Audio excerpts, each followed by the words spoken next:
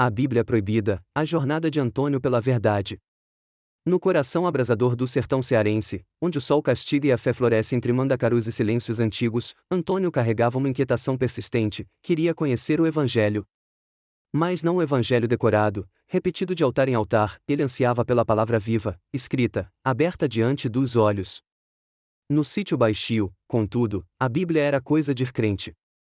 Para muitos, os exemplares vindos da tal sociedade bíblica eram vistos como falsos, adulterados, perigosos. A verdadeira, diziam, era só a da igreja. Mas essa permanecia proibida aos leigos. A verdade era sagrada e trancada. Mas Antônio era teimoso. Durante 14 anos, insistiu com o padre Otávio, queria uma Bíblia. É muito cara, só se encontra nos Estados Unidos. Desconversava o padre, exagerando no preço. Custa 500 mil réis. Pois eu pago. Respondia Antônio, firme.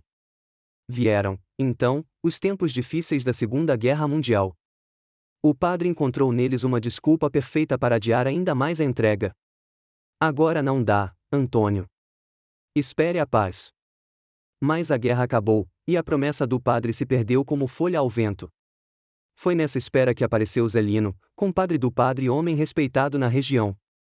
Ele queria corrigir Regino, irmão de Antônio, que andava iludido, segundo ele, pela Bíblia dos crentes. Com um plano traçado, entrou na casa paroquial. Ao saber quem eram os destinatários, o padre dobrou o preço. Agora, o valor é 800 mil réis. Antônio não hesitou. Tirou o dinheiro do alforje como quem desembainha a espada da fé e comprou a tão sonhada Bíblia. Com a Bíblia em mãos, Antônio mergulhou na leitura. Um dia, diante da igreja matriz de Várzea Alegre, apontou para a torre. Padre, veja lá, a imagem de São Raimundo Nonato. Isso não é idolatria? O padre, assustado, acusou-o de ler a Bíblia dos protestantes. Antônio rebateu, citando a própria Bíblia católica. Não farás para ti imagem de escultura, nem semelhança alguma do que há em cima nos céus, nem embaixo na terra, nem nas águas debaixo da terra. Não te encurvarás a elas nem as servirás. Êxodo capítulo 20, versículos de 4 a 5. O padre tentou justificar-se, mencionando as decisões do Concílio de Nicéia II, 787 d.C., que permitia o uso de imagens como auxílio à devoção. Mas Antônio respondeu: passarão o céu e a terra, mas as minhas palavras não passarão. Mateus capítulo 24 e versículo 35. E completou, abrindo nos Salmos.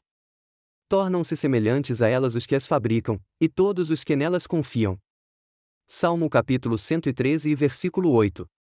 O padre suspirou, resignado, mas Antônio permaneceu firme. Ele não apenas entendeu, viveu o Evangelho. Falou, ensinou, inspirou. A Bíblia, antes proibida, agora corria pelo sertão como um rio solto após as chuvas. No início da década de 1950, o Evangelho começou a prosperar na região de Vacaria. O primeiro convertido foi Gino, seguido por Antônio e os demais membros da família. Em 1956, Thomas Flannery Wilson, ao lado de De Assis e outros missionários, inaugurou a primeira igreja batista de Vacaria. A igreja simples, feita de tijolo e fé, permanece até hoje como testemunha viva da sede de um povo que ousou abrir a Bíblia e descobrir, por si mesmos, o que Deus realmente disse. Professor Antônio Lima. Brasília, Distrito Federal, 23 de setembro de 2025.